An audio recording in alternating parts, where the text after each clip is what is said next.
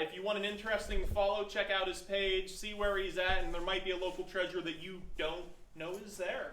And he might be some eyes for you to scout it out.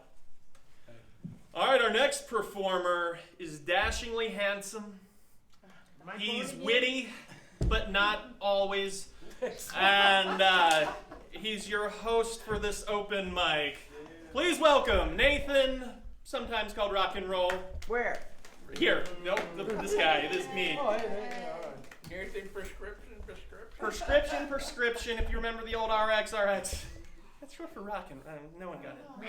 All right. So we've been very political tonight.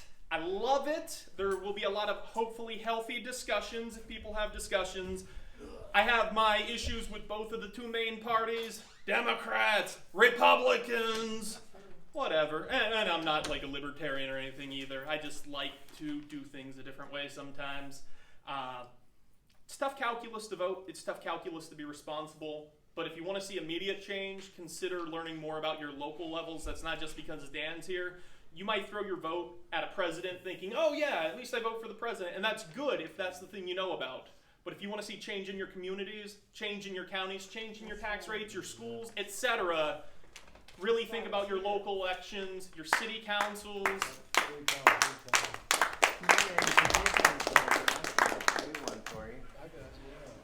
I'm going to ask for your trust on this because you may be dubious when I first say this line that I want you to say with me. There's a little call and response here. I promise I'm hoping to offend all of you a little bit and inspire you all a little bit with this. And just consider historical context. You can do with it what you want. I got my own views. They bleed through on things. But I need you to say, you guys know how to say, I built a wall. No. I built a wall. Dave's got it. All right. I don't know if you heard him.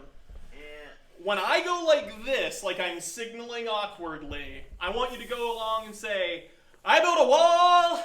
I built a wall. As theatrical or as blasé as you want to be with it. I don't care.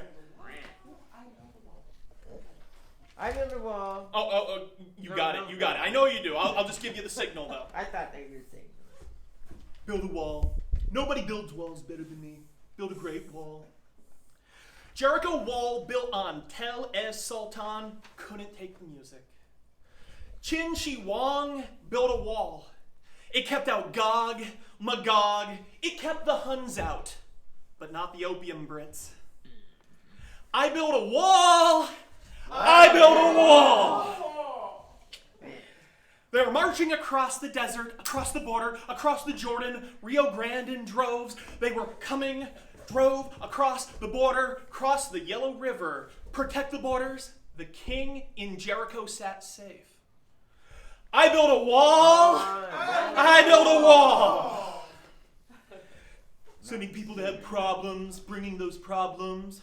Left Egypt with problems. Their clothing was torn. They're poor. Problems. Drugs, rapists, promised land problems. Mongols poking holes in your wall. Falling dynasty problems. I built a wall. I built a wall. Got poisoned Skittles in my bowl. Refugees, desert stroll, dust bowl, Ark of the Covenant, walk around, blow trumpets, Manchu Ching through Shanghai. Took bowls, struck blows, handful, just 3 poisoned Skittles. I built a wall. I built a wall. They're going to pay for it. The wall just got 10 feet higher. Soldiers and convicts paid. 400,000 buried in the Great Wall. In the Great Wall, I said. Only Rahab the harlot shall live, and all that are with her. I built a wall. I built a wall. I don't need to declare an emergency. It's an emergency at the border. Keep away from the devoted things sacred to his treasury. Opium crossing the border by sea, in dens for tea and porcelain. The fucking Empire West. It stood, it stands for thousands of years. I built a wall! I built a wall! Cursed before the Lord is the one who undertakes to rebuild this city, At the cost of his firstborn son, he will lay its foundations. At the cost of his youngest, he will set up its gates, those barren gates. Barren land to promised land. The mountains are barren. That's why the West brought those Indian poppies. It's been pointed out to me that I forgot about a fourth wall, and there's all kinds of like metaphorical value to having a fourth wall in a poem about 3 walls. Berlin Wall, whatever. I'm not a huge World War II fan. I think World War I's more interesting and century-defining, although World War II was horrendous and terrible and all the things it is. But it's like the one that all the fanboys go to, right? Like, I don't mean to bag on it. It was so important. The Berlin Wall I'm the is hipster popular of when it comes to wars and walls, all right? I only like the OG. I like the First World War. The second was a little derivative for me. You know, you advocate for all these people to come into this country. Is that what it said? Yeah, Are you arguing kinda. with God on rebuilding that wall? Well, the idea here is you're saying, oh, building a wall bad. But it's going to keep out the, well, it's too late now. The plagues are coming. We'll talk about plagues. I want to go supernova. Super Saiyan. Be superimposed over the smoldering stars. I am blindly white, like stars so far away you don't know if they're dead or not. My skin has been burning lately, not fire and not metaphor. Not hydrogen nor helium, just burning sensations. Like my nerve endings are pushing holes through the fat and skin cells. Shaking, palpitations, reflux. My mind can no longer tell the difference between the side effects listed in pharmaceutical commercials and the aspirations of my hypochondria. It's chemicals and not the fun ones. Just factory, olfactory, sensory cells not working quite to proper specifications. And I could blame or not blame a list of things or people or the way that stars are indifferent no matter how they line up across the light years. They just never fit into those moth-eaten vacancies or those wide, clogged pores. You guys check out my nose ever? And other places where cedar chips don't do much good. When I'm not in my body, I'm in buildings, or I'm rebuilding someone I remember from poorly handwritten notes. I rehearse.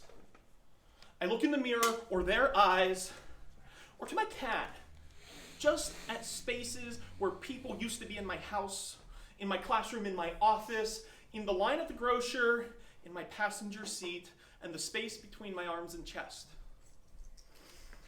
While saying words, I make some of them up. Others chain together in ways that don't mean quite as much as I think they do when crashing into each other in tight spaces in my mind.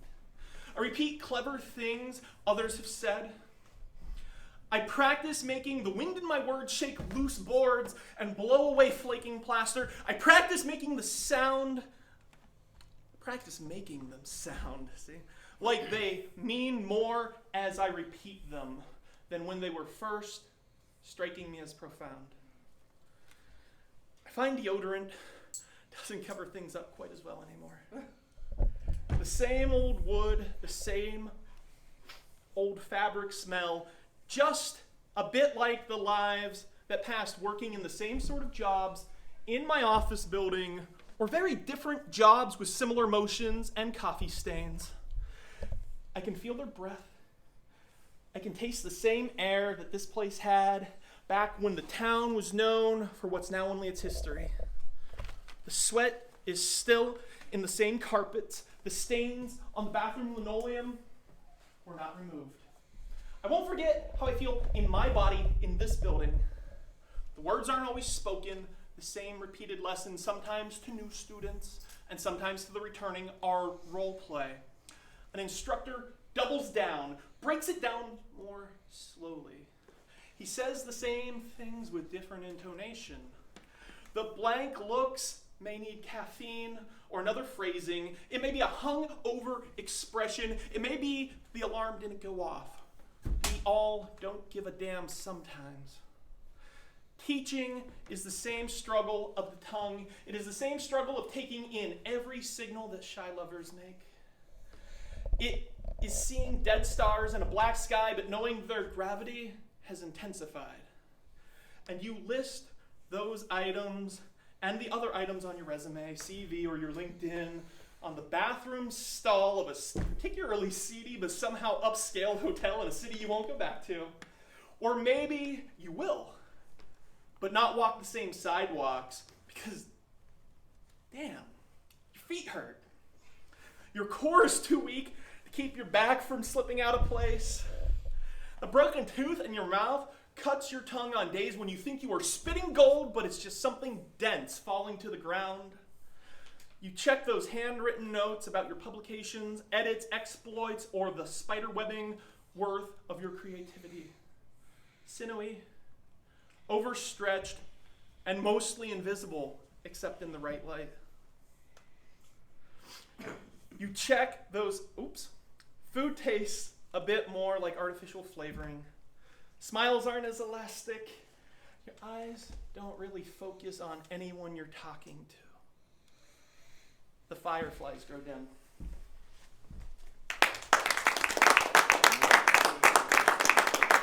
Now here I am running long. Sorry everyone, I'm chatty. I'll get one more instead of two more.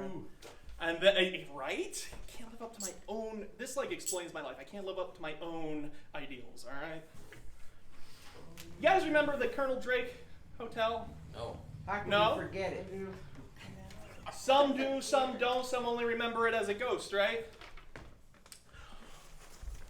Why I stopped crying for the Colonel Drake Hotel is written in our gas station restrooms. It's the Sharpie dicks or swastikas crossed out with lighter colored marker or left completely untouched.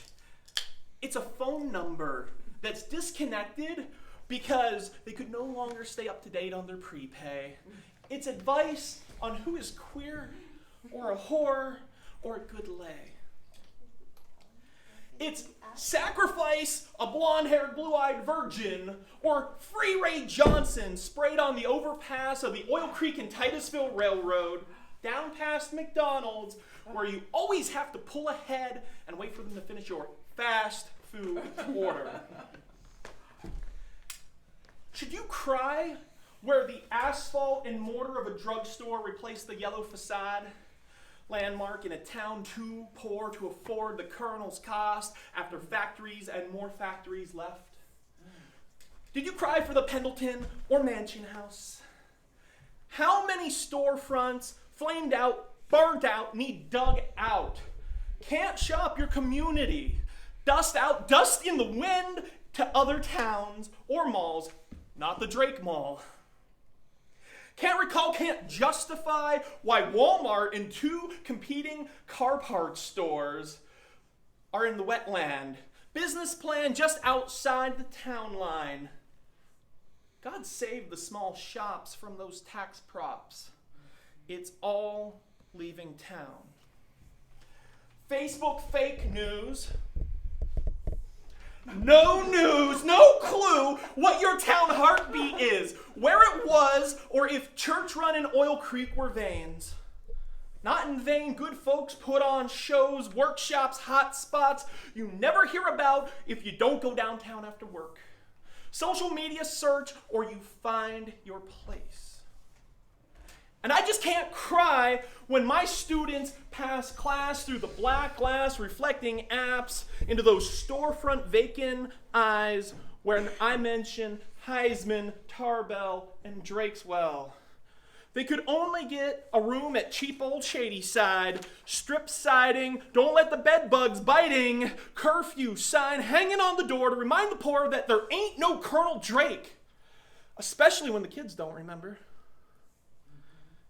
And what do I know? My kid face to car window glass as we passed just what I'm told and can imagine. Never stayed in or shining in the lobby, the rooms, or anything more than the booms that took down the Colonel Drake Hotel.